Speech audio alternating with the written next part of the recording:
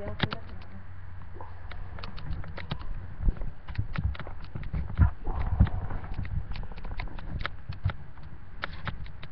you get right no top of our heads, that's it.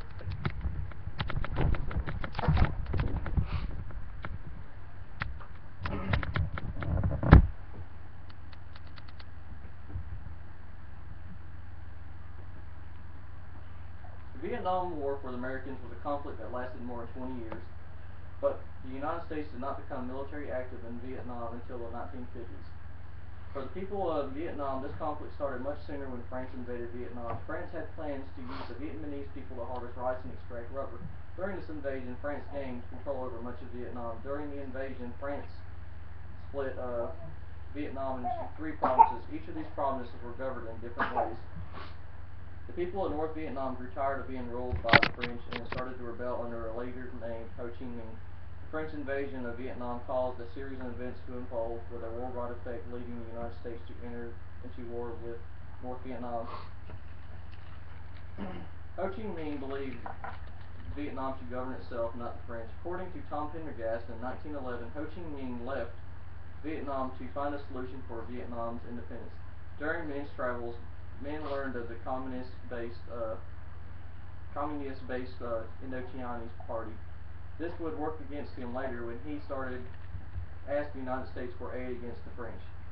Minh believed the best way for Vietnam was to gain its independence through communism, which he learned of during his travels. After returning to Vietnam, Minh was putting forward what he had learned during his travels. Minh started the communist-based Viet Minh. Minh was determined to get the United States to back Viet Minh against the French. Viet Minh supplied the United States with intelligence on Japan during World War II. During World War II, Japan gained control of a majority of Vietnam from France. But after the United States dropped 2 atomic bombs on Hiroshima and Nagasaki, Japan withdrew their soldiers, and this allowed the Ho Chi Minh to gain control of the parts Japan controlled. After the end of World War II, the United States stood against communism. The United States was aware of Ho Chi Minh's communist background, which would lead the United States to aid the French instead of Vietnam. The first United States involvement occurred in 1950 when the United States sent $10 million of aid to support against the Viet Minh. This is a picture of Ho Chi Minh. The Viet Minh fought the French for several years and proved to have a capable power to wage war. In 1954, the United States could clearly see France was losing the war to the Viet Minh. The United States did supply France with soldiers, but the United States did not have troops in Vietnam. In 1954, the Viet Minh planned an attack on the French at Dien Bien Phu, with the hopes to end the war with France and gain Vietnam's independence. The Viet Minh rallied about 50,000 soldiers to 15,000 French soldiers. As in the past, when battling the French, the Viet Minh used strategic underground tunnels to surprise attack the French. This battle lasted for nearly 7 weeks, but the Viet Minh eventually were victorious. The Viet Minh captured about 10,000 prisoners after defeating the French.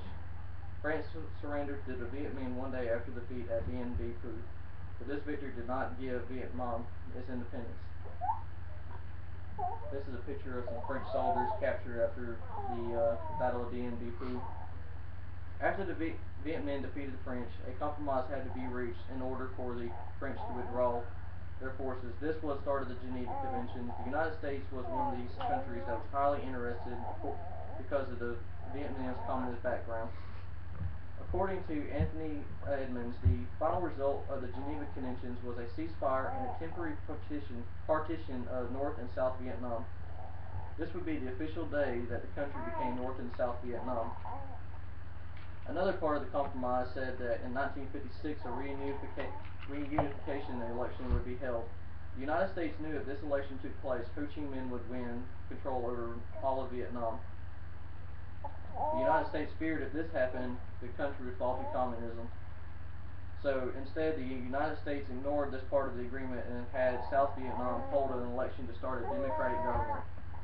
This upset Ho Chi Minh in North Vietnam, but Minh knew that there was little he could do because he did not want to go to war with the United States. The president elected for South Vietnam was Ngo Diem.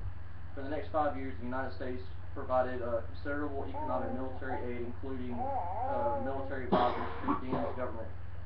But the plan for South Vietnam to rule itself was failed when Diem started to assassinate anybody who would oppose his government. This also would lead to Diem's assassination in 1963 and the fall of South Vietnam's government. After the fall of the government in South Vietnam, the United States realized South Vietnam was open for North Vietnam to take over. The United States now had to make a choice of what to do about Vietnam. They knew if they did nothing, South Vietnam would fall completely to communist rule in North Vietnam. President Johnson thought if South Vietnam was going to survive, then there would have to be much more support from the United States military. And according to James Olson and Randy Roberts in 1964, American military advisors in South Vietnam reached 20,000 men, and in 1964 was declared after North Vietnam boats had allegedly attacked U.S. naval ships. The French invasion in the late 19th century created a chain of events to happen that lasted until the 20th century. North Vietnam was determined to gain its independence and reunite the entire country as one. The United States stood its political stance on communism, but determined to stop the spread of communism. Though both sides had reason to fight, North Vietnam became victorious in the end. Some of these effects were felt as far as halfway around the world and affected millions of people. And this is Diem, and this is a naval ship that was off the coast of Vietnam.